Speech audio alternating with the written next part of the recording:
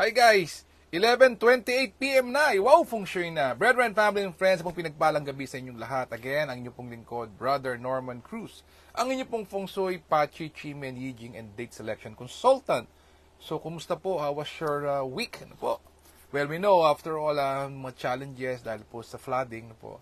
Well, now it's, tomorrow is Sunday. Po, no? And it's a new week ahead. And alam niyo po, hindi ko pinalampas tong ang sharing na to because there are three most important things that we have to address po sa ating manifestation for tomorrow. Ano po? Number one, about people. Ano po? About people. Number two, environment, which we're not in control of, and mindset. Wow! So may mga timing mo yan. So may specific timing. So iba pong sasabi, Norman naman, ang hirap mag-follow ng script. Well, mamaya po I'll give you another guideline. Is also come from a master abroad po. So share ko po sa inyo how that person does the manifestation. Baka po this is the technique that is suited for you. But again, count from 64 to 1. Lagi may ganun po you have to calm your mind deep slowly and then you ask for what you want. Ganun pa rin po, ganun pa rin. But yung technique niya, wala po tong script. So guide ko po kayo later how you do it. Okay? BFF, eto na, tomorrow, July 28. So, may swerte ba sa 8, sa 20? Dahil may 8, let us see. Okay, ano ba tomorrow? Tomorrow is considered as the water snake enters the auspicious open officer day. So, auspicious open officer. Ganda, no? So, tingnan natin. Ano bang pwedeng gawin sa water snake? Okay, let's check. Kahit po linggo, no? At least we will able to tailor fit po ang pating pwedeng gawin. Okay, suitable tomorrow, marriage proceedings, setting up the altar, setting the bed, making a donation, medical procedures, celebration, meeting friends, moving house, groundbreaking, buying a new car, submit tender, pursuing studies, keeping a pet, at magpagupit. All good for tomorrow. Hi Ma'am Janet, good evening po.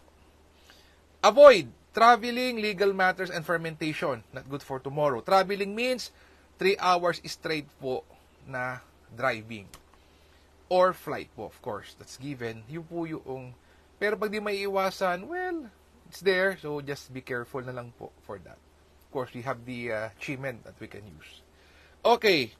So tomorrow, tingnan natin ano ba yung mga animal signs that you are part of. Lahat po naman tayo may animal signs.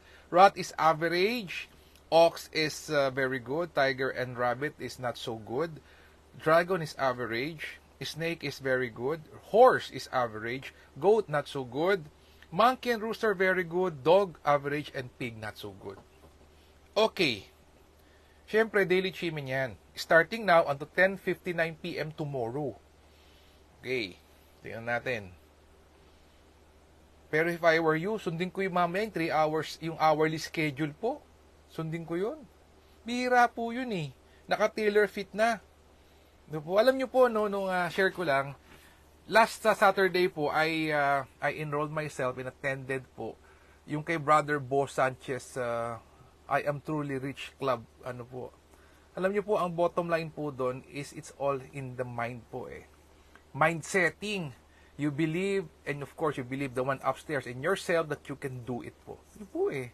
Always starts with the mind. Kaya what we're doing is we're training ourselves na wag po nating pagdudahan, wag po nating, there will be no doubt po within us that we can have what we want. Yung po ating yung ating prayer. We get what we want. And it all starts with how you think and what you think of. Yan po natin. Okay. It says here, if you want to 10x being beautiful and handsome, you're a content maker, a blogger, into sales and marketing, you want to promote your products and services. Talikod. Whole day, talikod sa South. For opportunities and also to have resources and to find a medical practitioner, talikod po sa Northwest. 7 stars po itong Northwest tomorrow. Actually now, until 10:59 tomorrow the next day. I'll also use this po. Maganda to. If you want to find resources, puhunan, opportunities, and a medical practitioner to cure you or someone you love or relative, talikod sa Northwest. Health is wealth, talikod sa North. And to do with finances, talikod naman sa northeast. Okay, eto na. Isahin natin. Okay. Eto na po, no? At least we are so blessed po, no? Actually, ang ganda po ng mga timing, eh. Talaga pong, di po ba, all this information comes from overseas, but still applicable sa atin. So, it says here, it's all about manifesting support. Oh, so tomorrow, July 28, 2024. Ito na. Have your pens ready. Anything to do with people, tao, 9 a.m. to 10:59 p.m. nakatalikod sa southeast. Your mindset. O yan ha, pag-iisip, subconscious, yung mga naling negative, na bumaha, wala nang kliyente, wow, nangyayari po talaga eh. Sayang yung kikitain, sayang yung dagdag kita, and then bumagyo pa, di po ba? Wow. So ito po, mindset ha, careful with that. 3 p.m. to 4:59 p.m. talikod again sa southeast. Ito po, environment. Ba't kaya umulan? Traffic. Di po ba? May construction, may harang, everything. Sinisilat ang environment. Okay, para maging kakampi natin and to make it straight aligned with you, it's 7 p.m. to 8:59 p.m. backing to south. Ayan ha, alam na natin. Okay, anong sabi dito? Dapat dito siya sabi, malinaw ka po, clean, clear, and protect your surroundings. That's number 1. Number 2, magnetize the right people and circumstances. 3, open all opportunities that comes from connection. So, dapat kilala mo whom you want to connect with. Attract all financial connections. Identified mo po dapat to. Hindi pwedeng generic to. Clear all mental block. Yan yung mga pagdududa, lahat po ng, alam nyo na po, I cannot do this, I failed a lot of time. Watch out for that. How? Ito na po, how na naman tayo. Okay, siyempre nakatalikod ka sa direksyon na yon. At that specific time, you calm your mind. Ayan. Ito may dagdag po Take note of this, BFF, may dagdag. Sinabi dito, according to this master, state your name. Ayan, state your name, your location, your grievances. Ayan sinabi na. So iba to, ibang style. So it may work for you. Try mo, you state your name, location mo, at yung bigat, yung bigat, yung hinanakit. And then release mo siya. You give it up, you release. And then yung mga goals. Okay, yung mga goals mo. So ganun din po naman nakita nyo. So lahat ng roadblock, di po ba? You give it back to the one in charge upstairs, po. You let go, di po ba? Let go. Tapos you open up, and then meron po tayong goals, po. Specific po nakalagay dito. And then state the outcome you want. Ito ano ba gusto mong outcome? Ito po ang importante. Action. At yung gusto mong baguhin na positive change that you will make after this sa sarili mo, sa pag-iisip, sa salita, at sa gawa. It doesn't stop na ginawa ko, di ba? Hindi lang doon. Dapat merong action. At yung action na yan sa pag-iisip, sa salita, at sa gawa. Okay, you have it po Anything to do with people, mindset, people na nakasakit sa inyo, given you not so good po, naloko kayo, dinaya kayo po, pinangakuan kayo.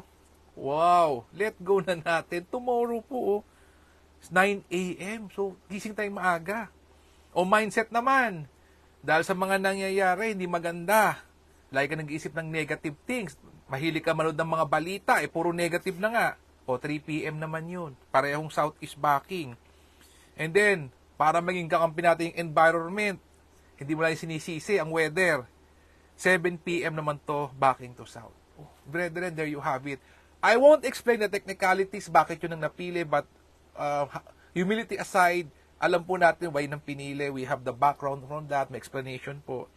Pero po, importante, you know have this information. You let go of the bad people. Identify mo, Juan de la Cruz, ito ginawa sa akin, pinapatawad mo and I forget it, and po, give it up to God. Po. Life is short po. Ano natin yan, mga ganyan. Tulungan po natin. Again, BFF, it's a pleasure.